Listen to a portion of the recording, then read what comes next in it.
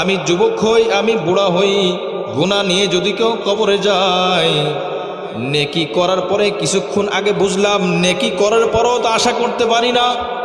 আল্লাহর নবী ফাতেমা রাদিয়াল্লাহু আনহাকে বলছেন, ও ফাতেমা তুমি আমল করো, তোমার বাবা নবী আশা তুমি করো না, তোমার আমল দিয়ে তোমাকে জান্নাতে যাইতে হবে, সুতরাং আমল করো। আর যদি গুনাহ থাকে আমল নাই, এজন্য আমার ভাই যখন ভিতরে গুনাহ থাকে তখন আমলের মধ্যে স্বাদ আসে না, মজা লাগে না।